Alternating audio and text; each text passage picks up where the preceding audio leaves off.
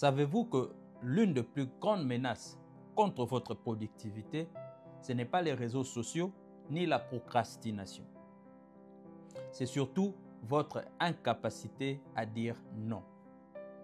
Salut et bienvenue à ce nouveau numéro de la Minute Arthur. Aujourd'hui, nous allons montrer comment le fait de dire non aux tâches non importantes peut booster votre productivité et protéger votre concentration. Chaque jour, nous sommes inondés de demandes. Tu peux participer à cette réunion. Tu peux jeter un coup d'œil à ces documents. Est-ce que tu peux avoir 5 minutes pour discuter? À chaque fois que vous dites oui à quelque chose de peu important, vous dites non à ce qui compte vraiment. Pourquoi est-ce important? Parce que ça vous épuise mentalement. Ça fragmente votre attention. Ça vous enferme dans le travail superficiel. Et vous n'avez plus le temps pour le travail en profondeur. C'est le genre de travail qui fait avancer vraiment vos projets.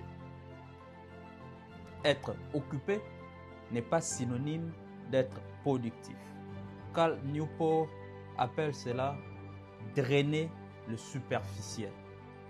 C'est débarrasser des tâches qui vous prennent du temps mais qui n'apportent rien. La vérité, vous n'avez pas besoin d'être disponible pour tout le monde. Toutes les demandes ne méritent pas votre attention. Votre temps est votre ressource la plus précieuse et il est limité. Dans ces cas, dire non, ce n'est pas être impoli, c'est être intentionnel. Alors, comment dire non sans culpabiliser? 1. Utilisez un filtre. Posez-vous la question de savoir si cette demande va dans le sens de vos objectifs. Si la réponse est non, alors c'est non. 2. Prenez le temps avant de répondre. Au lieu de dire oui immédiatement, vous pouvez dire quelque chose dans ce sens. Je vais consulter mon planning et je vous reviendrai. Cela vous évite de dire oui sous pression. 3. Soyez poli mais ferme. À une sollicitation qui ne va pas dans votre sens, vous pouvez répondre de la sorte. Merci d'avoir pensé à moi, mais pour cette fois-ci, je laisse passer. Ou bien, en ce moment, je suis concentré sur un projet, je ne serai pas en mesure de répondre favorablement à votre invitation. Quand vous dites non, vous n'avez pas à vous justifier. La clarté suffit. Et 4. Bloquez du temps pour les travaux profonds. Réservez des créneaux importants à votre agenda.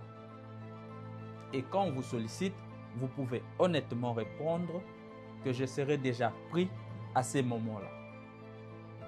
Cette semaine, je vous lance un défi.